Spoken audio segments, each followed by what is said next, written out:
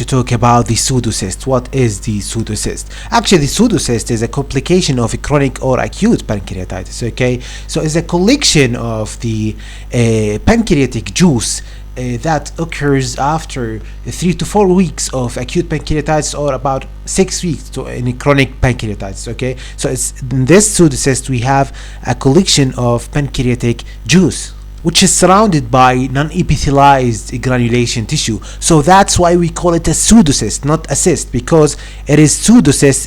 That means that it's surrounded by non-epithelialized granulation tissue in the acute cases, or granulation tissue and fibrosis in the chronic cases. And by the way, the pseudocyst occurs after about 10% of acute pancreatitis cases and about 20 to 38% of chronic pancreatitis cases. So it compromises the most common complication in cases of chronic pancreatitis. Okay, so we have many types of pseudocysts. As you can see here, 80% of the cases of pseudocysts we can see a communicating pseudocyst, which means that this cyst will be communicating with the major duct of the pancreas. And we also have the non-communicating pseudocyst, which has no connection with the pancreatic major duct. And how does it happen? It happens the way that in the cases of acute and chronic pancreatitis, the major pancreatic duct will have some kind of leak. Okay, so the fluids, the pancreatic juice will get out from the pancreatic duct, and that will lead to a collection of the pancreatic juice, collection, and after this collection we will have some kind of inflammation. This inflammation will make granulation tissue that surrounds this pancreatic juice, forming what we call the pseudocyst, which will be covered by the granulation tissue acutely, and after that this granulation tissue will be maturate and will convert into fibrosis. Okay, so in the cases of chronic pseudocysts, more than 50% of the pseudocysts will regress spontaneously. Okay, but in some cases it takes 6 weeks or more, or even months. Okay, if we have a pseudocyst which diameter is more than 6 centimeters, so the possibility of the pseudocyst to regress spontaneously is less, but still it can regress spontaneously. About 70% of or 17% of cases, the pseudocyst is multiple, or it may be also multilobulated. Okay, one pseudocyst with many lobules. Okay, so they may occur intrapancreatically, okay, into the pancreas, and they may, as we can see here, extend beyond the levels of the pancreas.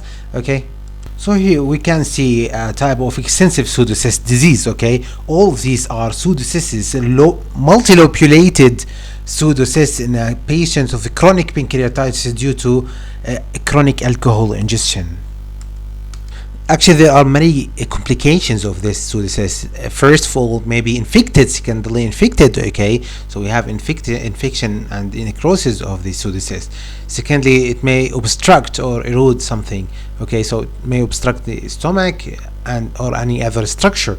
Actually, by obstruction of some veins like the superior mesenteric vein, the thrombosis, and the portal vein thrombosis, may lead to, it may be perforated and lead to peritonitis. Okay, may lead to GI obstruction. Okay, so again, infection, GI or any other thing obstruction may lead to compressing the blood vessels, leading to superior mesenteric or splenic vein thrombosis, portal vein thrombosis.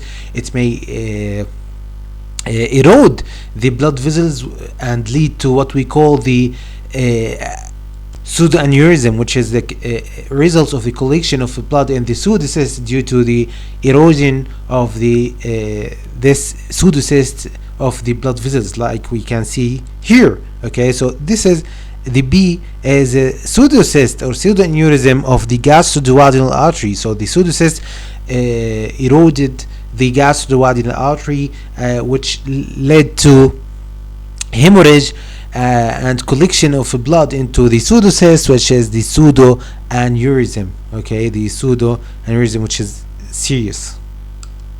The pseudocyst is a compressing mass. So we can find that the symptoms of presence of pseudocyst is the feeling of early satiety. Okay, so it will compress the stomach, and that will lead to feeling of fullness, of early satiety, of abdominal pain.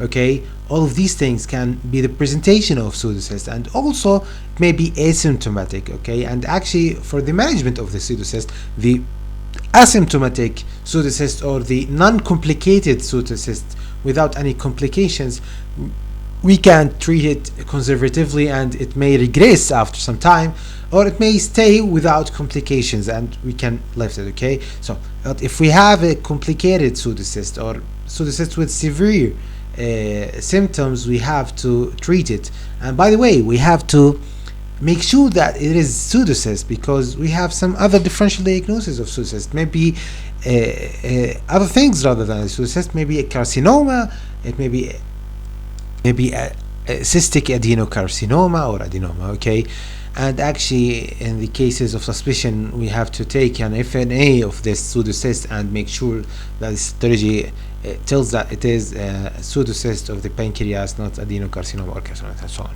So actually, if we suspect some kind of infection in the pseudocyst, it should be aspirated. Okay, aspirated, and make sure that not drained, aspirated. Okay, and this aspiration is by CT or ultrasound guided FNA. Okay, as you can see here, this is a endoscopic tube. Okay, and this is a FNA needle to aspirate the pseudocyst and to take gram stains and culture. Okay, so if infection is present and the contents are simple pus, if you think that this is pus, external drainage is employed. Okay, using either surgical or percutaneous technique. And if this pseudocyst has failed to resolve with conservative therapy, okay, and the symptoms of this pseudocyst persist, we have to do internal drainage.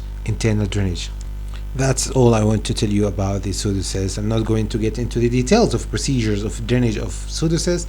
Okay, so this is in general about pseudocyst. Thank you very much for watching. See you in another video.